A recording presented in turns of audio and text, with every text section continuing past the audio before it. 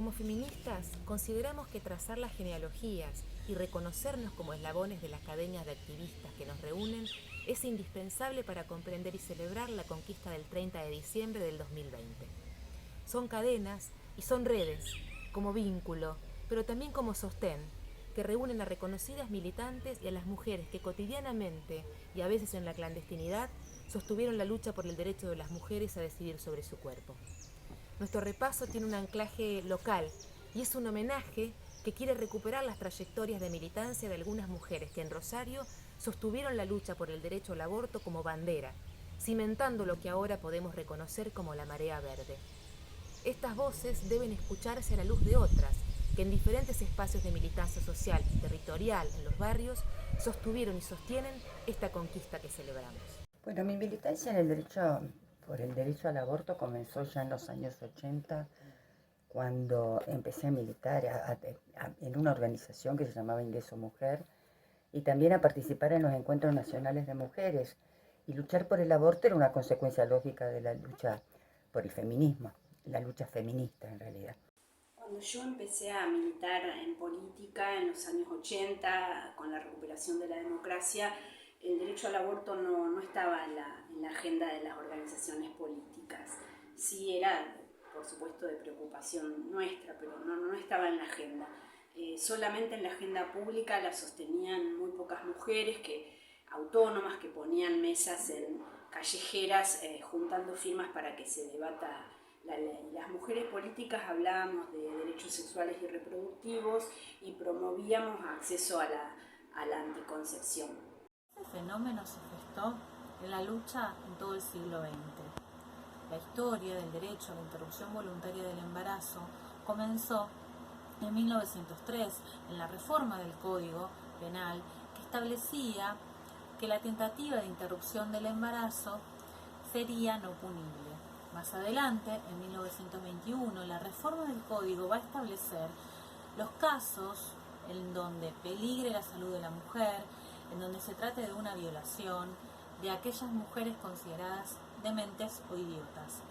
En esos casos iba a ser no punible.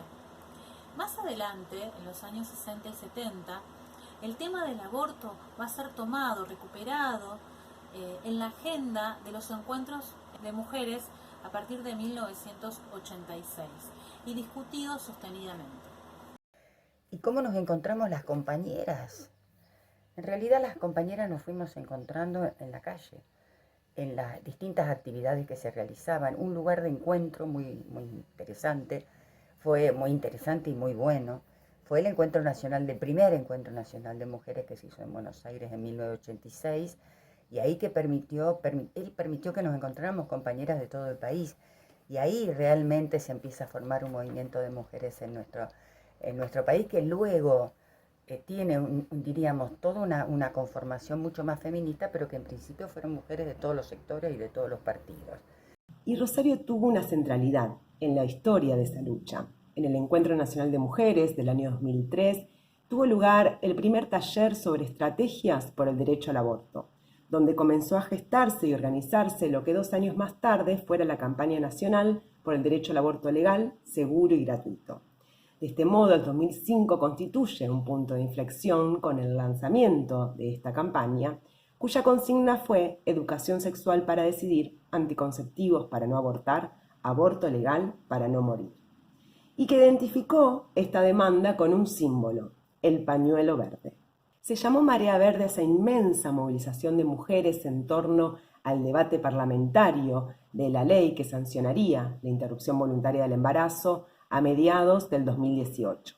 La ley fue aprobada en Cámara de Diputados y rechazada en el Senado, pero como una marea volvimos en el 2020 y en la madrugada del 30 de diciembre fue ley. En la década del 2010 yo no estaba militando en principio en ninguna agrupación orgánicamente, por lo cual mi estrategia era ver por dónde andaba la campaña y acompañar ese proceso. Ya después, más adelante, sobre mitad de la década, me sumo al Ni Una Menos y bueno, ahí nuestra militancia siempre siguió siendo la misma, hablar mucho diálogo con la campaña y desde nuestros lugares profesionales, prácticamente todas somos periodistas, poder poner el tema en agenda, ¿no? Esto no quiere decir que lo hayamos logrado, en algunas veces sí, otras no. De todos modos, creo que el 2015, cuando se marca Ni Una Menos, lo que posibilita es una apertura muy grande del tema, a pesar de que esa plaza no era toda a favor del aborto, ¿no? Creo que posibilitó poder hablar de temas feministas en lugares donde antes no se hablaba, y eso le abrió una puerta también a la temática del aborto.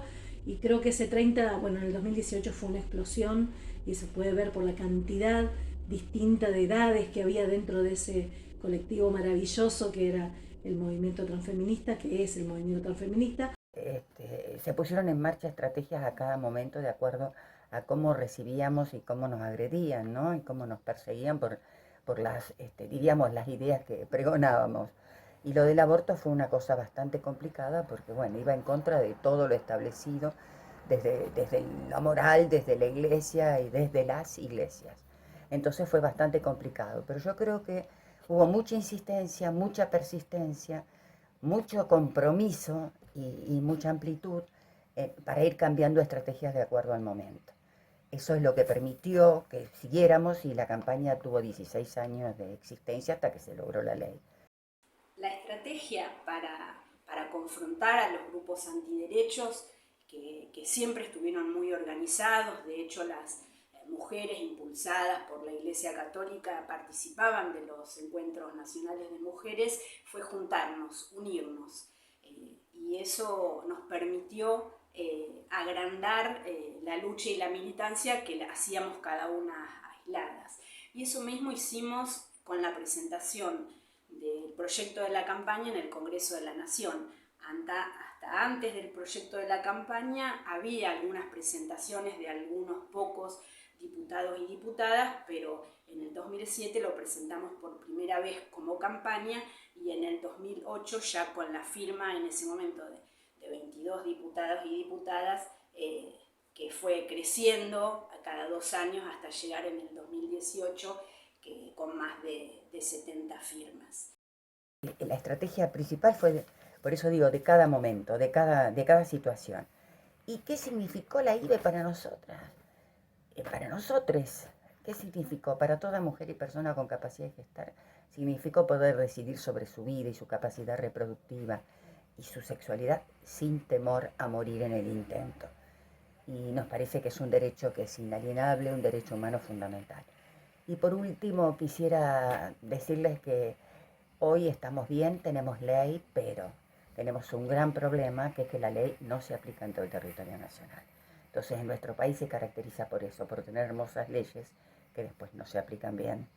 Y entonces tenemos que seguir trabajando para que, primero, para no perder ningún derecho adquirido ya, y también para defender a todas y estar con todas aquellas compañeras a las cuales se les niega ese derecho, y que haya realmente una justicia mucho más receptora de los derechos de las mujeres, menos patriarcal y menos misógina. ¿Qué significa la aprobación de la ley IBE? Bueno, en el marco normativo lo que significa es cerrar, completar la norma para garantizar los derechos sexuales y reproductivos de las mujeres. En el 2012 se aprobó el Programa Nacional de Derechos Sexuales y Reproductivos, que permite acceso a anticoncepción en todo el país, garantizando anticonceptivos gratuitos. En el 2006 se aprueba la ley ESI, de Educación Sexual Integral, y en el 2020 el derecho de una mujer o persona gestante a interrumpir un embarazo sin explicar razones. Y la otra cosa que creo que posibilitó ese 30 de diciembre fue, más allá de garantizar un derecho, legalizar, generar un derecho, creo que lo que brindó fue mucho alivio para muchas personas que habían transitado un aborto en situaciones mejores o peores, que sentían que salían, ¿no? Que salían de esa clandestinidad, que estaban por fin dentro de la legalidad, un alivio, un poder hablar del tema, un poder contarnos. Y otro tema que creo que los transfeminismos tendrían que discutir seriamente, tiene que ver con el trabajo sexual, tiene que ver con cómo se ocupan los espacios de poder, cómo acceder a ese poder, cómo acceder, si queremos jugar en la palestra política, cómo hacerlo, cómo generarnos estrategias feministas para poder encarar ese sistema tan patriarcal que es el sistema político partidario argentino. Un poco quería contarles la importancia y el peso que tiene, o creo que tiene para nuestra generación, el que se cumple un año de la IBE. Un poco fue la primer ley que vimos nacer nosotros. Así el matrimonio igualitario, aunque sea yo era muy pequeña, la verdad no lo recuerdo como para tomarlo, digamos, y hacerlo propio.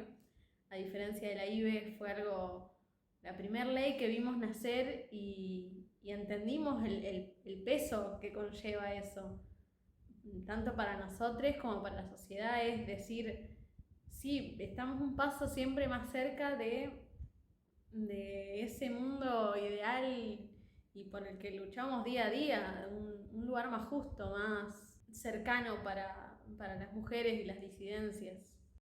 La IBE, como otros derechos sexuales y reproductivos, cuestiona un orden social que apunta a la jerarquización de los cuerpos y al acceso diferencial a derechos.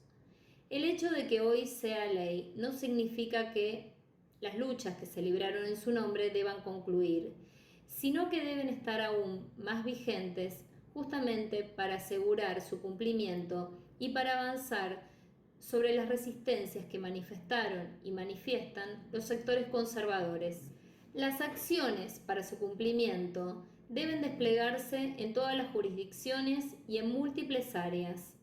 En materia de salud se han llevado adelante diversas acciones, como por ejemplo la existencia de protocolos a nivel nacional, la capacitación del personal y la incorporación de esta práctica en obras sociales y prepagas.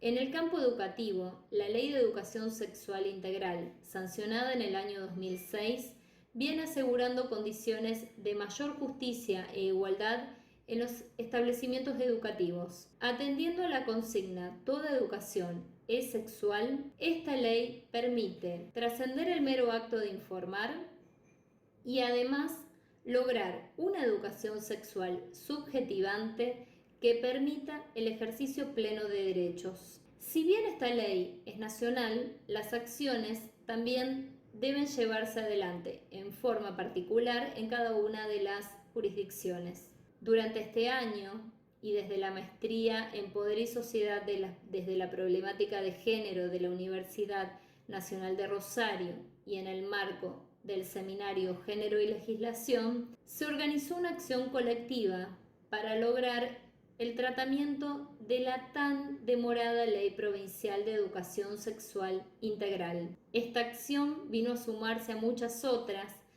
que han llevado adelante distintas organizaciones feministas de toda la provincia, que están estructuradas en la red provincial de ESI. El proyecto de ley cuenta con media sanción en diputados actualmente y no ha sido tratado todavía en la Cámara de Senadores, dando como resultado que este 30 de noviembre pierda estado parlamentario. Por lo tanto, una vez más, la ansiada Ley Provincial de ESI deberá seguir en la agenda pública. En los avances para una sociedad más igualitaria significa un enorme paso de justicia social, porque antes de la ley las mujeres con recursos accedían a un aborto seguro y las mujeres pobres ponían en riesgo su salud y su vida. Para las feministas, en esta fuerza, en esta lucha para tirar abajo el patriarcado, significa una enorme estocada a uno de los bastiones fundamentales que ha sido históricamente la maternidad obligatoria. ¿Por qué es importante esta fecha en el calendario de las efemérides? El 30 de diciembre del 2020 se convirtió en una fecha clave en el derrotero de la lucha social y feminista.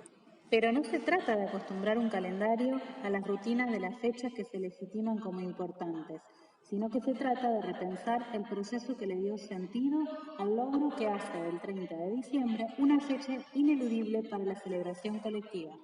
Se trata de pensarnos formando parte de esta fecha, decidiendo narrar el acontecimiento que celebramos este día desde las voces de sus protagonistas.